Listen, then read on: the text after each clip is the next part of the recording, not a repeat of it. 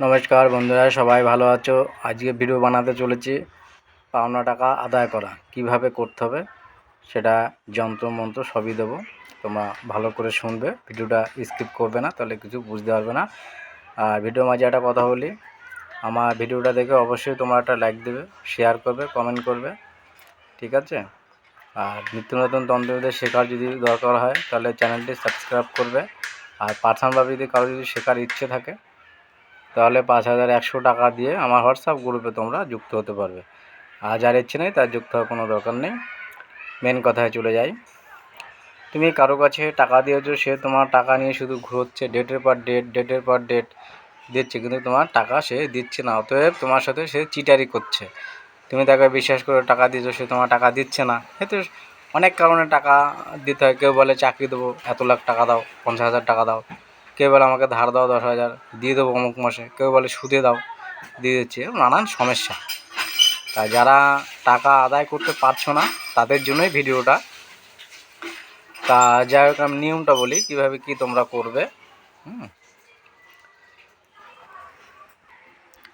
কীভাবে তোমরা দেখো বন্ধু, 3টে তাবিজ লিখতে হবে। নকশাটা আমি পরে দেখাবো। তা 3টে তাবিজ লিখবে। কিসে লিখবে? মনসা পাতার গাছে। আমরা যে মনসা পুজো করি, যে গাছ, সেই গাছের পাতায় 3টে নকশা লিখতে হবে।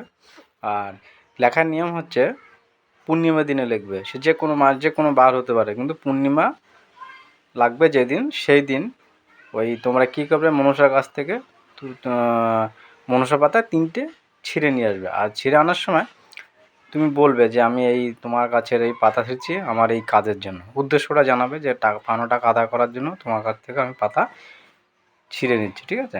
এটা বলে নিয়ে আসবে। আনার পরে লাল কালির কলম দিয়ে 3টে যন্ত্র মনসা পাতার উপর লিখবে। লেখার পরে যন্ত্রর নিচে যার কাছে টাকা হবে তার নাম লিখবে। তারপরে তার পিতার নাম লিখবে, নিচে নিজের নাম লিখবে। আর যন্ত্রর উপরে কিসের জন্য তাবিজটা লিখছো সেটাও লিখে দেবে, যে পাওনা টাকা আদায়, এটা লিখে দেবে। তারপরে যন্ত্রটা সুন্দর করে ভাঁজ করবে। ভাঁজ করে একটা যে কোনো কাগজে পেঁচিয়ে নিয়ে একটা যন্ত্র শ্মশানে পুঁতে দিয়ে আসবে। আর একটা 3 রাস্তার মুখে, মানে 3 রাস্তার যে মুখ আছে না, সেই 3 রাস্তার, যাকে বলে 3 রাস্তার মাথায় একটা পুঁতে দেবে। আর একটা যে নদীতে স্রোত আছে সেই স্রোতহীন জলে নকশাটা ভাসিয়ে দেবে। ব্যাস, দেখবে 1 মাস যেতে না যেতে সেই ব্যক্তি তোমার টাকা দেওয়ার জন্য রাজি হয়ে গেছে। অথচ নকশাটা কাজটা করার পরে কিন্তু তার কাছে তুমি যাবে মাঝে মাঝে, বন্ধু টাকাটা দাও, তোমাকে বলতে হবে, ঠিক আছে? এটা খুব ভালো কাজ হয়, আমি লোকে করে দিয়েছি। যাই হোক, তোমরা এই বিদ্যাটা প্রয়োগ করবে। আর যখন শ্মশানে তাবিজ ফুটবে তখন তুমি বলবে অমুক আমার টাকা দিয়ে দিক, অমুক আমার টাকা দিয়ে দিক, অমুক আমার টাকা দিয়ে দিক, 3বার বলবে। তারপরে যখন 3 রাস্তার মুখেও তখনও 3বার বলবে। নদীতে যখন ভাসাবে তখনও 3বার বলবে। নকশাটা এখন আমি দেখাচ্ছি, যে সেই নকশাটি দেখে নাও। এই দেখো, এই যে উপরে লেখা আছে পাওনা টাকা আদায়, শুধু এইটুকু লেখা, কিছু লিখবে না।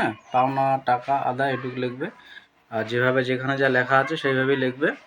আর এই দেখো, এখানে যার কাছে টাকা হবে এখানে তার নাম, তারপরে তার বাবার নাম, লিখবে। তারপর নিচে নিজের নাম লিখবে। ব্যাস, এই হচ্ছে কাজ, আর কোনো কাজ নেই।